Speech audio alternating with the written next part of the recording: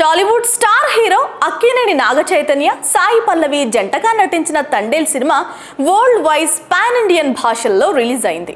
ఈ సినిమా ఇప్పటికే super hit తో దూసుకు వెళ్తోంది.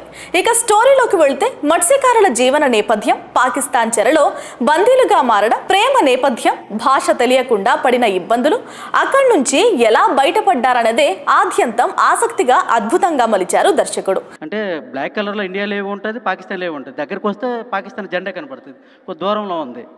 అక్కడ దగ్గరకు వచ్చేటప్పటికి పాకిస్తాన్ జెండా కనపడుతుంది. గుండె జారిపోయింది నాకు.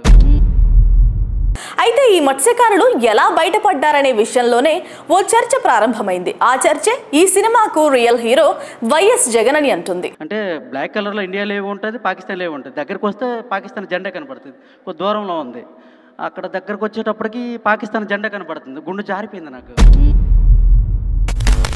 పాకిస్తాన్ నేవీ వాళ్ళు వచ్చి అరెస్ట్ చేస్తే ఈ రాష్ట్ర ప్రభుత్వం కనీసం పట్టించుకుందా అని అడుగుతా ఉన్నాను ఈ మత్స్యకార సోదరుల గురించి. ఇవాళ ప్రతి మత్స్యకార సోదరుడికి నేను భరోసా ఇచ్చి చెప్తా ఉన్నా, మన వాళ్ళను మళ్ళీ వెనక్కి తిరిగి తీసుకొచ్చేట్టుగా చేస్తామని చెప్పి హామీ ఇస్తా ఉన్నానని చెప్తా ఉన్నా. సార్ మాకు ఇప్పుడు ఊపిరి పోసారు సార్. మాకు జన్మలో మర్చిపోలేను సార్. ఎందుకంటే బ్రతికినంత వరకు మీ సేవ చేసుకుని బ్రతికాను సార్. శ్రీకాకుళం మత్స్యకారులు పాకిస్తాన్ చెరలో బందీలుగా ఉన్నప్పుడు అప్పటి తెలుగుదేశం ప్రభుత్వం వారిని విడుదల చేయించడంలో విఫలమైంది. మత్స్యకారుల కష్టాల్ని పెద్దగా పట్టించుకోలేదు అప్పటి ప్రభుత్వం. అదే సమయంలో రాజాం ప్రాంతంలో నాటి ప్రతిపక్ష నేత వైఎస్ జగన్ పాదయాత్రలో భాగంగా ఆ మత్స్యకారుల బాధలు తెలుసుకున్నారు. ఇంకో 3 నెలల్లో తాను అధికారంలోకి వస్తానని, అధికారంలోకి వచ్చిన వెంటనే విడిపిస్తానంటూ హామీ ఇచ్చారు. హామీ ప్రకారం 2019లో అధికారంలోకి రాగానే కేంద్ర ప్రభుత్వంతో మాట్లాడి ఆ 22 మంది మత్స్యకారుల్ని క్షేమంగా స్వదేశానికి రప్పించగలిగారు జగన్. అంతేకాకుండా ఒక్కొక్కరికి 5 లక్షల రూపాయలు ఆర్థిక సహాయాన్ని కూడా ఇచ్చారు. అందుకే ఈ కథకు రియల్ హీరో వైఎస్ జగన్ అనే ప్రచారం సోషల్ మీడియాలో గట్టిగా జరుగుతోంది. అంటే బ్లాక్ కలర్లో ఇండియాలో ఏమి ఉంటుంది, పాకిస్తాన్లో ఏమి ఉంటుంది. దగ్గరకు వస్తే పాకిస్తాన్ జెండా కనపడుతుంది, కొద్ది దూరంలో ఉంది.